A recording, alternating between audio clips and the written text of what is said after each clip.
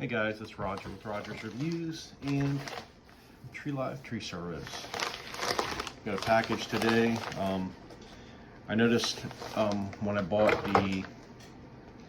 these Chinese knockoff chainsaws, sometimes the handles aren't the best, especially when these bigger saws. But I bought the 880 knockoff.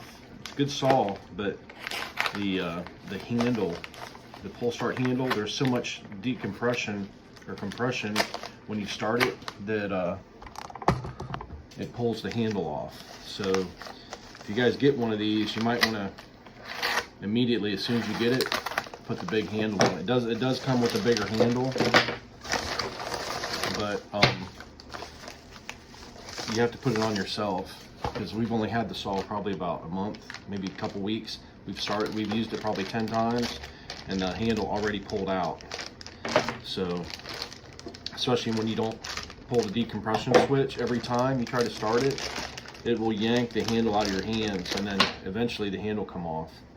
They send you something similar to this, and I bought some extra ones because I just like them for you know, for any type of pull start. Because what I do, instead of putting a knot here, I just run the string through here, and then I put a running bowlines on the end. So basically you're pulling the whole handle, and all the pressure's just not on the knot, because you know, you can tie a bunch of knots in there, but I'd rather have pressure on the whole handle rather than just in that hole right there. So you could even wrap it a few times and then tie the knot. Just depends on how you want to do it. I know it's a little bit sloppier, but you have a lot less chance of you know, breaking it, or if the knot does come out, or it breaks, it'll suck back in the chainsaw, and then you got to take that apart. So it takes a lot longer.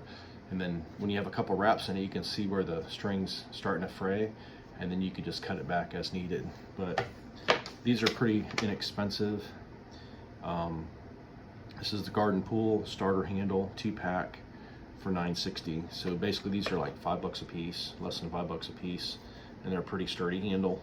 So I'll leave a link in the description, and I would use these on everything, because those little tiny handles, they fit between your fingers, and it's like a lot of times, like if you have bigger hands, a lot of times these little starters, they're like barely enough to, you know, say this is about the size of one of those handles, maybe even smaller.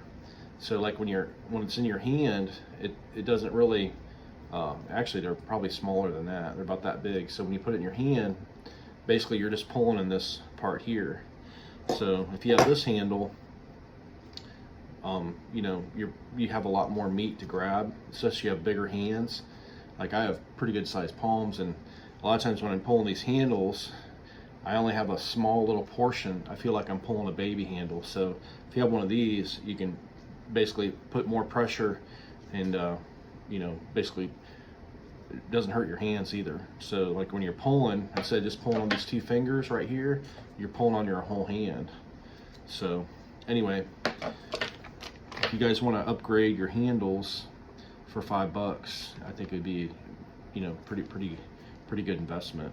And then also too, in these handles, you can wrap it around, tie it, instead of just putting it through, you know, because you don't have room on the top handles. You'd actually be grabbing the string, but if you run it through here and tie bowlines on it, or a couple knots, the string's down here. It's not wrapped around your hand. So anyway, I just thought I'd share that.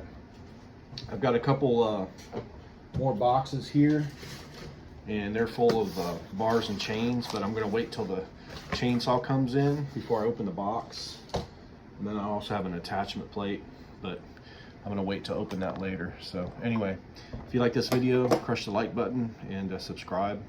And basically I just open a lot of packages for the shop, and basically let you guys know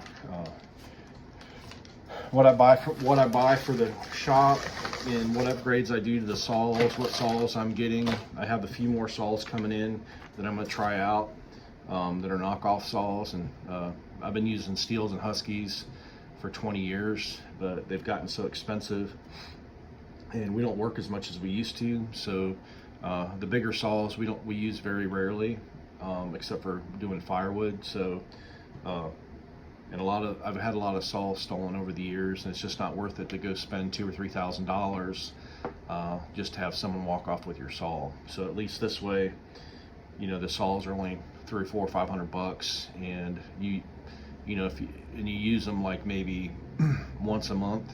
So a lot of times you forget where they're at. By the time you use them again, they're gone. So, but now we have a system where we lock everything up, and we only have 2 or 3 guys that have the codes. So we take a lot more care of our saws, and a lot of times we don't even bring them unless we need them. So anyway, just a little food for thought there, guys. And another thing, be careful who you help out. A lot of times you'll put yourself out there to help people, and it goes to bite you in the ass. And so, not going into any details, but just you can only help your family, help your close friends. And you know, basically don't put yourself out there to help somebody and get yourself bit. So anyway, thanks for watching, and we'll see you next time. God bless and take care.